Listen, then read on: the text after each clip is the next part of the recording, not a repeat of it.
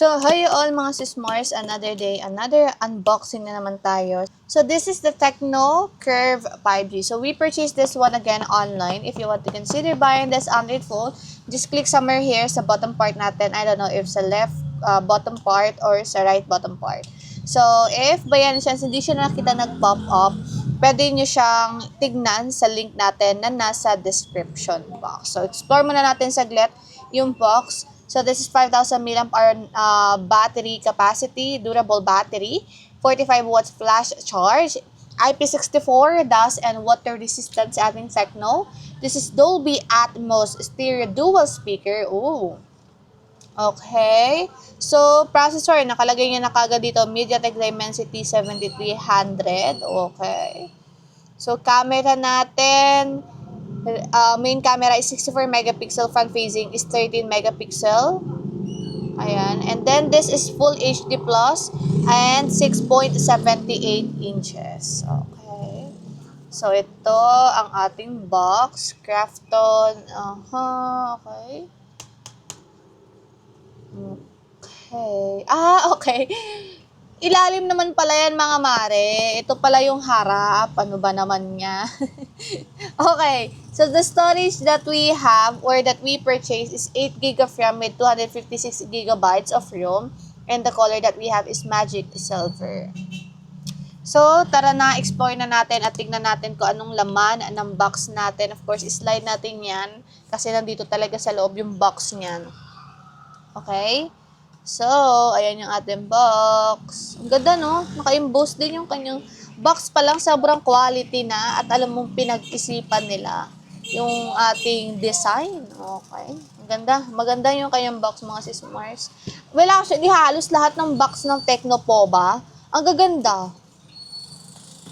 Okay, nandito ang ating unit. Later on na natin to i-check. Check muna natin yung inclusion ng loob ng box. Ha? Inclusion ng loob. Inclusion sa loob ng box. Ano ba yan? Tagalog na lang. Narorong grammar pa tayo. So, we have a silicone case. Clear case in here. Ayan. Jelly case.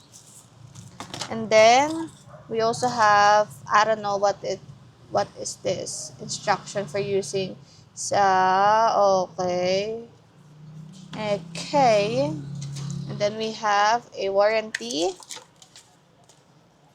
Okay. User. And then, the Type-C cord. Nandito na din ang ating brick, 45 watts charging brick. And then, saan ang ating pin ejector? Asan ang ating pin ejector? Nawawala siya. Cut mo na yun. So, yan lang ang ating inclusion. Balik na natin to mga sismars. And then, dumako na tayo sa pinaka-exciting part ng ating unboxing. At yun ang tignan ang ating POBA Curve 5G. So, ayan, slide lang natin ito. Uy, manipis nga siya. Parang feel ko kasing nipis niya si Infinix. Oh, manipis siya, sis. Wow. Okay, so explore muna natin sa side. Sa side corner, we have the power button and then volume up and down. Bottom part, we have the speaker grills, charging port, microphone, and then the SIM tray. Left corner, plain static lang siya, na curve. Sa upper, nandito na ang ating speaker, second speaker, and then microphone. And this one is as infrared, I'm not sure. Or infrared or sensor. So, punch hole display siya. So, check na natin. Na-intriga ako sa design nito. And 1, 2, 3. Ooh! Okay. Grabe, laki ng lente niya. Wait lang. So, we have 2 lens in here and then 1 flash. Tignan nyo naman yung camera module niya. Okay. Kala ko siya. Tawag dito. Kala ko rough yung dito niya kasi parang may design siya. Pero smooth din siya. Ang ganda. Ang ganda niya. Okay. Meron tayong napakalaking lens dyan. Ayan. Ang ganda, POBA. Silver to, mga sismars. Ang ganda niya. Okay. So, wag na natin patagalin to, mga sismars. Open na kagad natin itong ating unit. And then, setup ko real quick. Balikan ko kayo.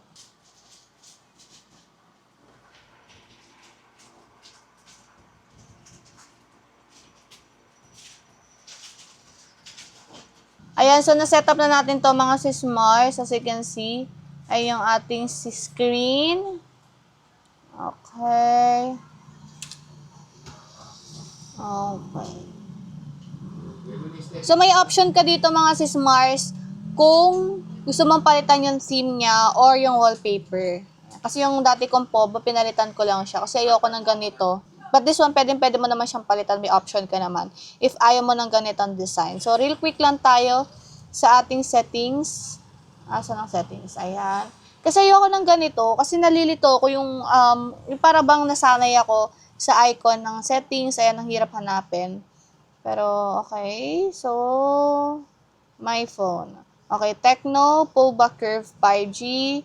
Ayan, Dimensity 7300 Ultimate. Ayan ang ating storage.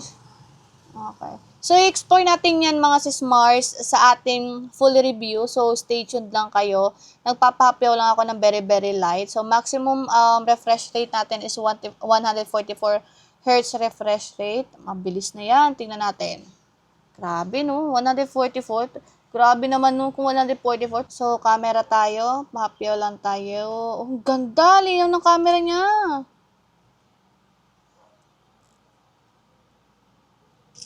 Ang linaw ng camera niya mga sis Mars, swear. Oh, meron pang video. Ang ganda.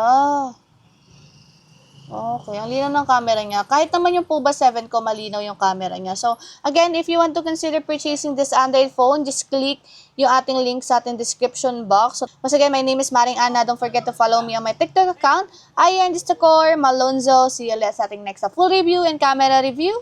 Bye, yours.